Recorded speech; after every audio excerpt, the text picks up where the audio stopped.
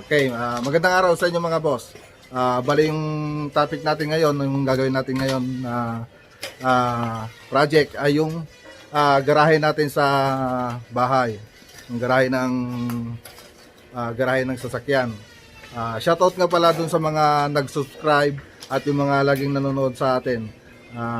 Tsaka yung mga hindi pa nakapag-subscribe, subscribe daw po kayo para matulungan nyo po kami na sa tulad namin na nagsisimula pa lang sa YouTube.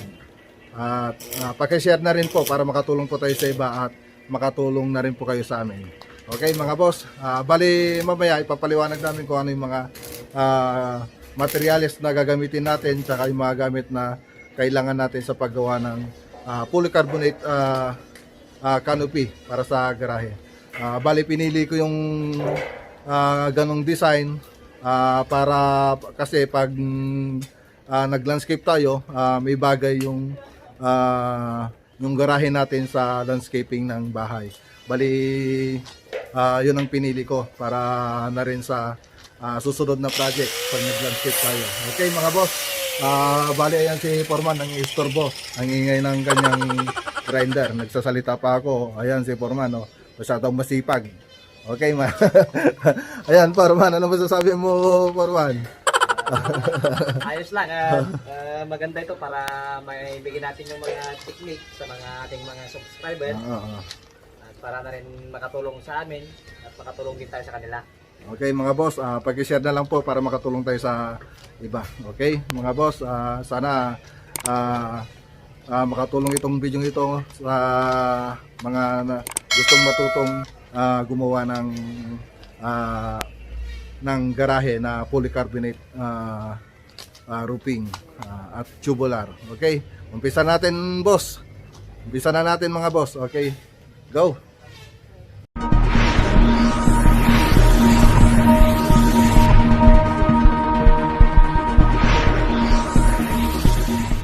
Okay mga boss, yan si Foreman, sasabihin niya kung magkano yung kung ilan yung tubular na bilili natin at magkano yung price niya.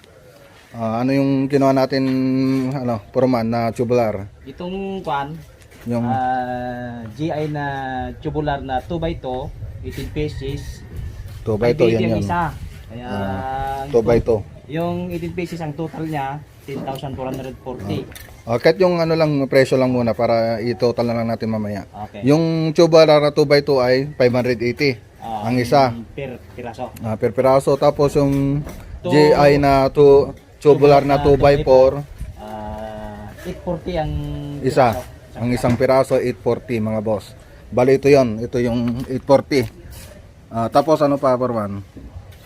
2 litro na pulitap. Kailangan natin yan para sa didindak ng mga butas. Bali andito na mga boss yung polytop. Andiyan 2 litro yung nandun na polytop. Tapos ano pa Foreman? 84 bawat isang litro. 84 yung 1 litro ng polytop. Tapos 2 box na welding rod. 2 box na welding rod yung small. Ito yung small. Magkano isa niyan Foreman yung welding rod? Isang box natin ay 200. Tapos saka D4 bar, ito yung steel bar na sinasabi natin. Ang bawat 9mm. 9mm na steel bar, magkano isa? Isang piraso. Andun na mga boss, yung Isang piraso 9mm. ay 90. 90. Nasaan yung 9mm dyan mga Foreman? Ito yung ginamit nating stirrup, yung pinaka parang bilog doon sa taas. Yun yung mga boss, itong nandito. Nasa stirrup niya, yan, bali 90 ang isa. Tapos yung kan naman, yung steel bar na 10mm. 125 ang isang piraso. Yan, yung 125 ang isang piraso. Itong main column niya. main column niya. Tapos 450 isang piraso, tapos itong 1 kilong GI wire ay number 16. yung tie wire na pang tali natin doon sa stirrup tsaka dito sa 60 ang 1 kilo. sa natin 60 ang 1 kilo. Bali 1 kilo lang ginawa natin Foreman. Okay. Tapos kunti lang naman. Tapos 1 litrong epoxy primer. 1 litrong epoxy primer andon, meron na rin doon mga boss. 180 po yung isa. 180 ang isa. Saka isang pirasong angle bar para sa Para dito. 16 by 2. Isang Para per sa 316 by ito. Dos yung ng kapal niya. Canopy, Dito kasi lalagyan natin ng steel bar diyan, yung angular. angular bar diyan. Diyan papatong yung tubular na mag-slanting dito sa may poste. Okay. Okay, magkano yung isa noon per man? Isang piraso ng gulban natin ay 520, yung 520. 316 by 2. 6 meter. Okay, tapos Ang kalating load na gravel at saka kalating load na buwangin. magkano itong gravel? 2-3. 2-3 ang kalahating load. Oo, tapos yung buwangin natin 800. 800 ang kalahating load ng bahangin. Itong simento, madadagdagan pa natin ito siguro. Bali 10 piraso lang muna yung in-order naming Bigas eh. semento mga boss. Bali ang presyo ng semento ay 220 ang isang bag. Saka cutting dish na ilang piraso ba yon? Bali sabi mo ng siyam na cutting disc ang maubos natin dito kasi marami tayong tubular na gagamitin. 23 pesos ang isang piraso. 23 pesos ang isa. Tapos coco lumber, yung 2x to ginamit natin dito sa pangporma, 85 ang isa. 2x 8 yung ito.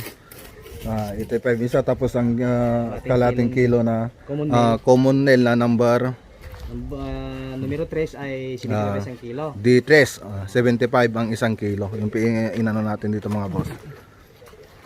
Tapos yung D2 ay 80 ang isang kilo.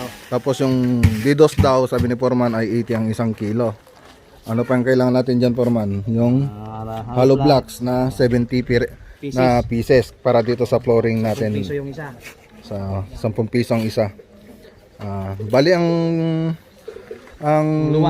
luwang nito mga boss, ang luwang ng garahe natin 4x6, bali 24 square meter. Ito, bali 24 square meter yung luwang ng garahe natin. Bali yung nabili nating materyales, pumatak siya ng 30,425. Yan po yung pinatakan ng materialis natin. Nandito na rin yung mga resibo. Bali sinimarize ko na lang, nandito ko na lang i-transfer ko sa isang papel. Pumatok siya ng 30,425 ang pumatak yung materials nito. Siguro magkukulang na ng konti o kaya sosobra. Konti na lang siguro ang kailangan natin o kaya sosobra ng konti. Yan lang naman yung ano diyan. Malalaman natin sa susunod na paggawa natin. Susunod na araw. Okay? Mga boss, bali ang unang ginawa nila, nagano sila ng poste dito. Ayun, bali pinili kong kung maging konkreto yung poste para mas matibay. Yung iba kasi ginagawa nila, bali tubular din yung ginagamit nila dito. Para sa akin, mas matibay kung gagamit tayo ng concrete na poste. Yan. Bali ilang sukat nitong poste ano? Pare. Ang sukat nito, yung poste yung ginawa mo. Sukat ng Poste. sukat ng kotse. Poste. Ay, poste. 8 by 8 yan. 20 by 20. 20 cm by 20 cm yung sukat ng poste. Bali titingnan na natin yung gaano kataas yung gagawin natin dito. Tapos sa flooring, bali nagano lang tayo ng isang hollow blocks. Nagpalob lang tayo. Halos ayan, makikita nyo. Parang isa't kalahating hollow blocks yung nasa loob ng flooring. Yung lupa. Pagkatapos nating lagyan ng ano yan, ng hollow blocks, kasi dito lalagyan din natin diyan pati dun sa kabila. Bali dito yung overlap na lang ng ano, yung bulada na lang ng roofing yung ditong banda, pero yung flooring andito. Dito lang yung flooring natin, ganyan lang. Tapos andito yung bulada ng roofing natin, yung polycarbonate. Okay mga boss, bali tingnan natin kung paano magfabricate si Foreman ng frame sa tubular. Bali si Foreman ang ginawa niya, ganyan na lang. Nialapisan niya kasi hindi naman masyadong marte yung gusto kong design dito sa garahe ko. Tingnan natin yung sample dito. Bali square lang, hindi ko na inartihan. Bali ito yung magiging dulo niya. Ito yung magiging dulo niya mga boss. Yan. Bali ang ginamit natin 2x4 at 2x2. Pinagdugtong natin, winilding natin yan mga boss. Pero meron tayong nabibiling 2x6 na tubular. Kaya lang doon sa pinunta naming hardware, wala kaming nabili, kaya dalawa na yung binili namin, 2x2 tsaka at yung 2x4. Bali ganyan lang kasimple yung ginawa natin boss, na design niya sa dulo, yung sa polycarbonate. Yan, bali ang ginawa ni Foreman,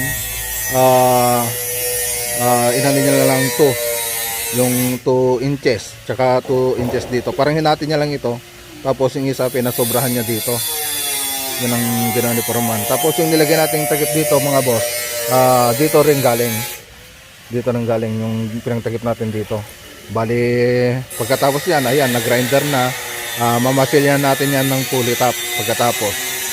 Tapos papahidan natin ng epoxy primer, tapos pipinturan natin ng quick dry enamel. Okay, bali tingnan natin kung paano gumawa si Foreman. Okay, yan yung ginawa ni Foreman. Bali ginamit niya yung cutting disc. Yan yung, okay, yan yung sinasabi ko mga boss. Tapos ito magagamit din natin ito dito. Pangsara natin dito sa kanto. Tapos siyempre dito masasarahan din. Okay. Tapos next step natin, ipapatong natin yung isang tubular na 2x2. Ayan.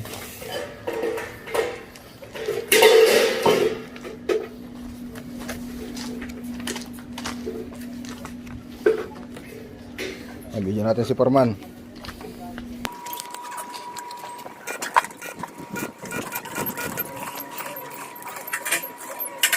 Siya nga pala mga boss, bali din namin nasabi yung mga kailangan natin sa pagtatrabaho sa paggawa ng polycarbonate canopy.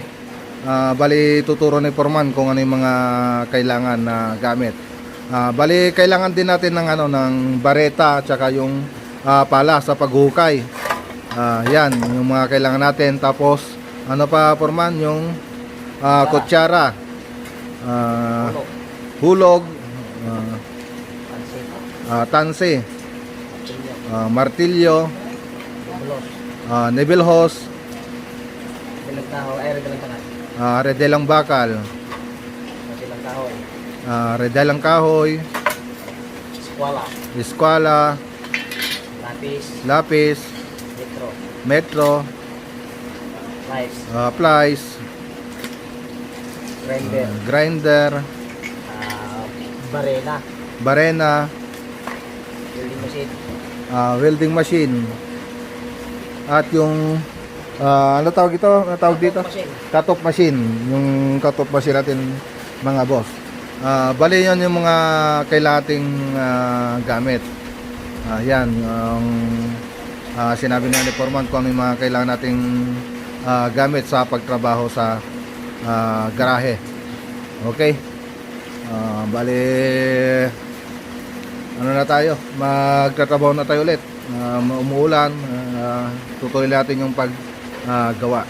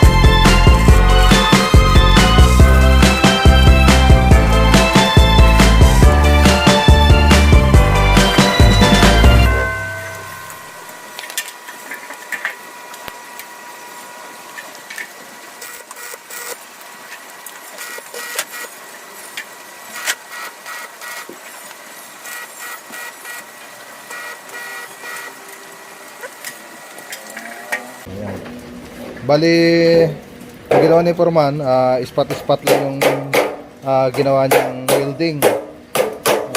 Bakit spot-spot, Foreman, yung ginawa mo? Inispatan mo lang muna natin kasi para madaling mabuo. Saka na tayo magpo-full weld pag nabuo na. Ayun. Para mabilis ang pagkagawa. Bali, yun ang unang gagawin natin. Tapos, anong gagawin mo dyan? Doon sa may kwan niya, dulo, we-welding rin ni Foreman. Sasarado natin ito kasi para hindi mapasok ng mga tubig o ano kasi kakalawangin sa ilalim pag nag-stay yung tubig. Kailangan saradong-sarado itong mga loob nito ay labas nito. Okay. Para walang makapasok. Pagkatapos weldingin ni Foreman, ano niya yan, gagrinderin niya. Para, siyempre, para sa ready to paint na yun. Tapos pagkatapos ng grinderin, lalagyan natin ng epoxy primer. Tapos lilihain, tapos pwede nang pinturahan. Di ba, Foreman? Ganun ba yan? Mamasilya muna natin ng pulitap. Para yung mga pagitan at saka mga butas magsara ng gusto. Okay. Sige, tirahin ulit natin, Foreman, yung ano, game.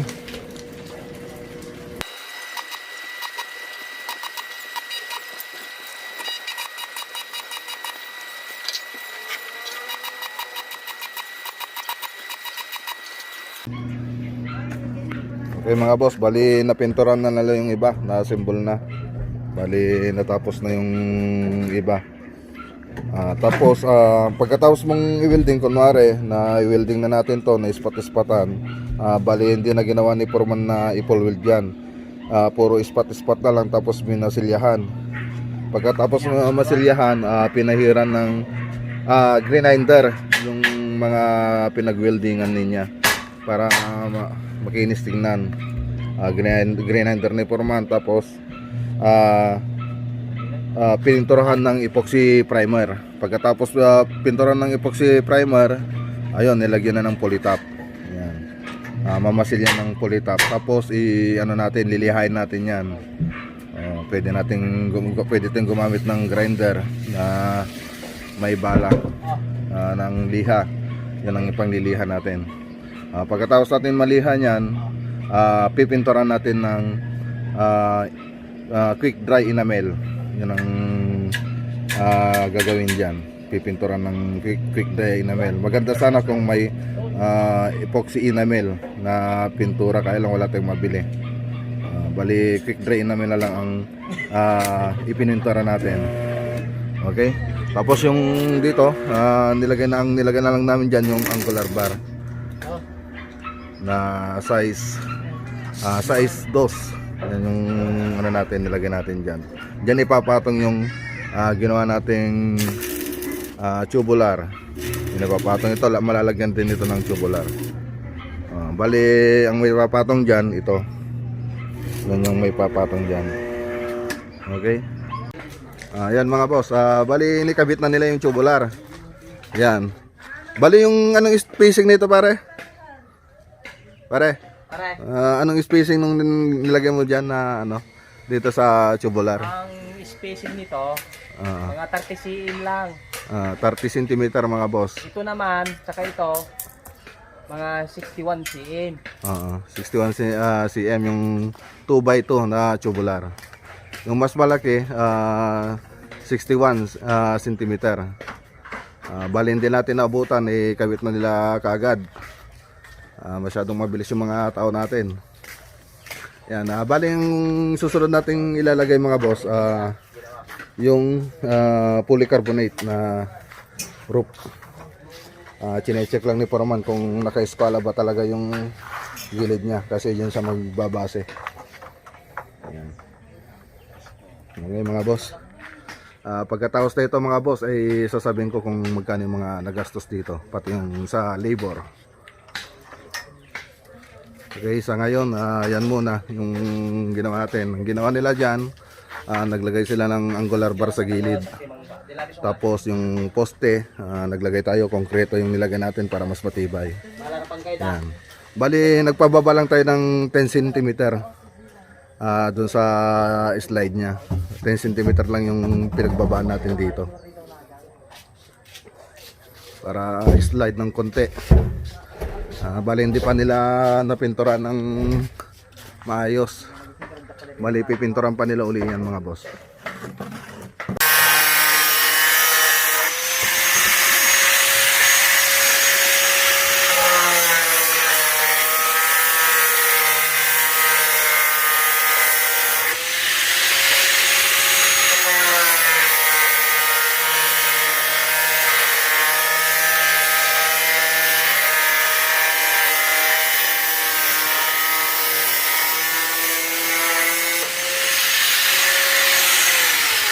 Okay. Bali yung ginamit na yung pangkat mga boss, yung cutting disc na lang. Tapos yung presyo pala na ito mga boss, nasa 980 plus ang isang meter. Bali sabi doon sa pinagbilan namin sa Wilco na 10 years daw yung guarantee niya.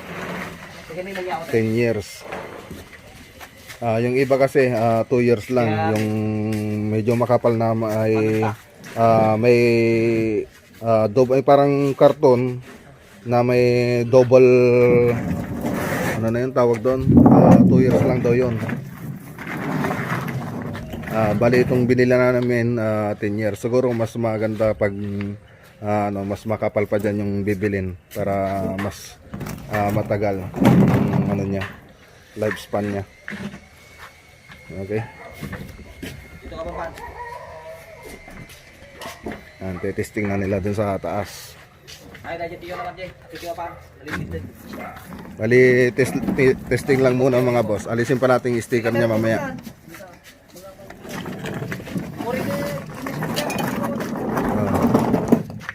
Okay.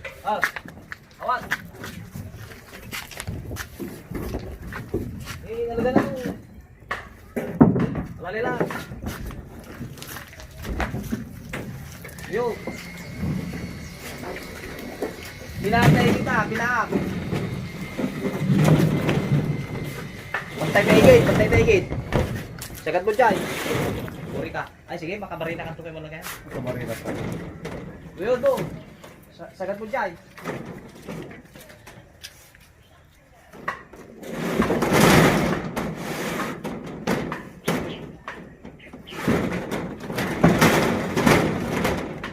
Diga pa rin.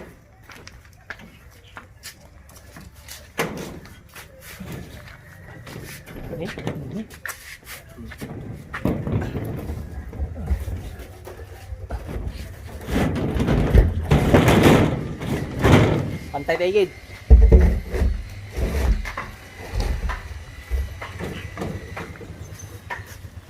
Binsawit pare mo ako. Ay dapat ako sa to. May gusto metal dito yan niya. Pade. Saan pantay natin na ito eh. Nakasagad diya banger. Pade. Sagad mo ah. Oh. Mato.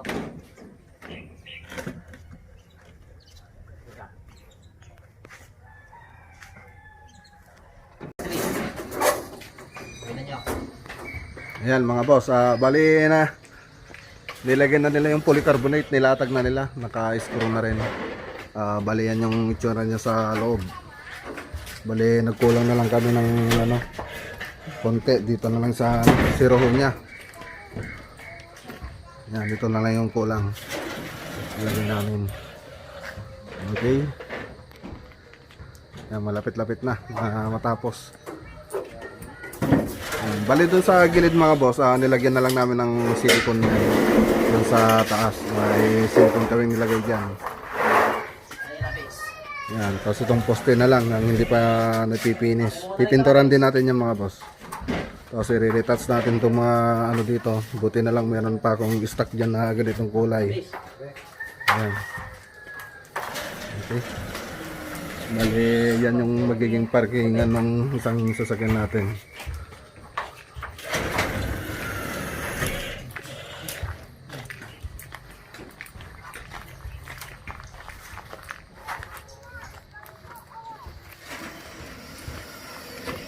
Yan yung itsura niya sa labas. Bali yung isa naglalagay na dun sa taas ng screw. Bali yan yung parkingan ng sasakyan ko. Bali ito yung bahay ko mga boss. Hindi pa tapos yung bahay ko. Pati yung sana may stoneworks pa dapat na ilalagay dyan unti-unti lang papagawa. Bali itong sasakyan na to, hindi sa akin yan, sa kuya ko to. Bali nagpalit kami ng sasakyan dahil kailangan niyang gamitin yung pickup dahil may kakarga niya. May kakarga siya sa pickup. Kaya nagpalit muna kami ng sasakyan. Yan, bali kulay puti rin yung sasakyan ko pero pickup. Yan mga boss. Okay, maya ulit. Bali tatabasan na lang nila yan.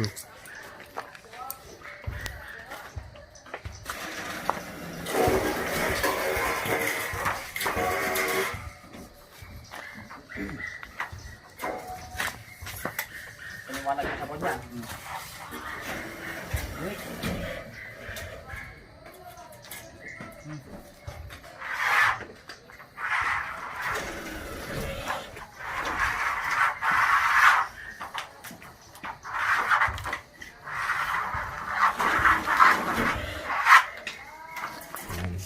Meron pang mas makapal pa dyan boss na polycarbonate. Kaya lang mas mahal. Nasa 2,000 plus yung iba per meter. Yung iba nasa 3,000 plus ang per meter. Pero itong kinuha ko, ang price lang yan is 980 per meter. Pero mahal pa rin.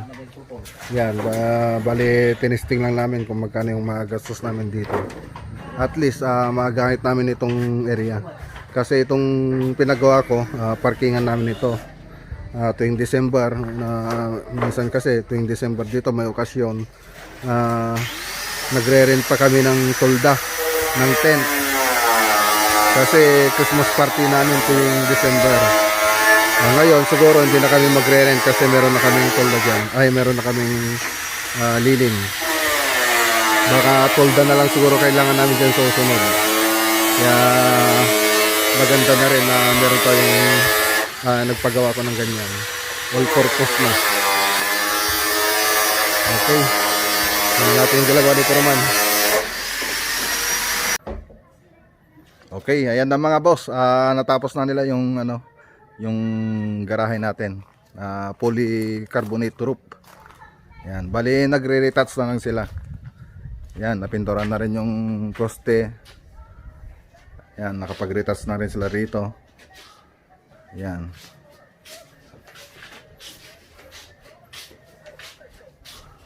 Yan yung itsura niya.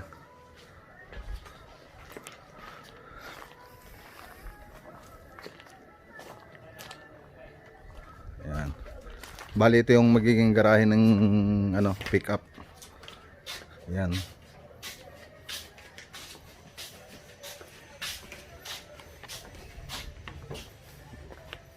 Tapos itong si Lolo, wala na siyang garahe. Diyan na lang siya. Bali ito yung bahay namin mga boss. Nasa garahe tayo ngayon, nasa labas. Bali hindi pa rin tapos yung natin. Yan yung next project ko rito sa bahay. Okay, balang inabot ng natin dito mga boss, yung pagpagawa natin dito sa garahe na canopy na polycarbonate ay nasa 75,122 labor at materials na yon. Bali yung materials sa mga boss nasa 60,402 yung materials na ginamit dito, tapos yung labor nasa 14,720 yung labor na nagastos natin dito. Bali ang laki ng ginawa nating garahe mga boss. Itong roof niya ay 24 square meter. Bali doon sa 75,000 nakapagposte na tayo. Nasemento na rin natin itong flooring. Bali pansamantala pa lang muna yan mga boss, yung packet na yan, kasi balak ko kasi lagyan ng bricks yan pag may budget yan, para may gumanda yung daanan dito. Dito na rin yung mga halaman ni Mrs. Yan. Bali nagtitinda rin siya ng mga halaman mga boss. Yan yung mga halamanan niya. Kasi lockdown ngayon, maraming bumibili ng mga halaman. Ayan yung negosyo naman niya. Sa online, nagtitinda siya sa online ng mga halaman. Ayan. Okay, bali siya na yung nagtatanim dito, tapos niipon niya para itinda. Minsan nag-angkat din siya, tapos ititinda niya. Ayan mga boss, bali yan no yung roof natin na polycarbonate. Makakatipid siguro kayo kung ano, sandali, tip. Yan. Makakatipid kayo siguro kung alisin nyo na to, itong ano niya, itong brace niya sa gitna. O kaya maglagay kayo ng tagpo po 4 feet na lang, 120 ganon. Kasi itong ginawa ko rito, nilagyan ko ng brace sa gitna, bali 60, bali 2 feet yung pagitan niya, 61 cm. Siguro pwede alisin yung gawin yung 4 feet yung pagitan, pwede rin siguro. Kasi yung iba kasi ang ginagawa nila, wala na silang nilalagay dito sa gitna. Ako nilagyan ko, tapos ang ginawa kong spacing dito is 30 cm yung ginawa kong spacing dito sa 2x6 na tubular. Yung iba, kung gusto niyo namang makatipid, pwede rin sigurong 40 cm yung spacing nyo rito. Tapos dito sa polycarbonate, makakatipid din kayo kung yung bibili nyo yung mura lang. Kasi yung bili ko rito is 980 plus ang bili ko dito sa polycarbonate na yan. Pero meron pang mas mahal dyan mga boss, yung mas makapal, mga nasa 2,000 o kaya 3,000 ang isang metro dito. Yan mga boss.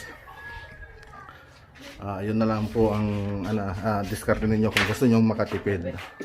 Tapos ang ginawa ko rito sa sa poste, konkreto na yung ginawa ko rito sa poste para matibay. Ketugayin mo, hindi na mauga kasi konkreto na siya. Yan mga boss. Okay, ayan mga boss. Kung sa tibay naman boss, talagang matibay yung ginawa naming canopy na roof dito sa bahay na garahe ng sasakyan ko. Kung sa tibay, talagang matibay na to. Yan mga boss. Yan. At sa gustong sa mga nagpapabahay diyan, gusto magpagawa ng ganito, wag na kayong mabibigla kung singilin kayo ng mahal kasi talagang mahal yung mga materials na gagamitin dito. Tapos medyo may kahirapan din yung paggawa dito sa mabusisi rin yung paggawa kasi mamasilyan pa nila yan. Yan, tapos kung kuwari papagawa kayo, ang na lang, advice ko na lang, wag lang kayong pumatol sa 40% na porsentuan. Kuwari 100,000 yung materials nyo, yung 40% ang kukunin nila. Wag na lang kayong pumayag sa ganun. Mas maganda lang na ipakontrata nyo na lang ng buo at mamili na lang kayo ng mga materials. Yan. Sa mga na gusto namang gumawa ng gumagawa ng gustong gumawa ng project na ganito, balik kayo na lang mag-adjust kung magkano yung ipapatong ninyo. Bali ito kasi itong ginawa naming canopy na polycarbonate kasama na yung flooring, nasa 75,000 plus yan. Nasa 25,000, kaya na lang ang mag-adjust. Nasa 24 square meter, gumastos ako ng 75,000. I-adjust yun na lang mga boss kung gusto nyo mga kontrata. Okay? Yan mga boss. Sana nakatulong yung video ito sa mga nagpapabahay dyan at sa mga gustong matutong gumawa ng ganitong project. Sana nakatulong itong video na to.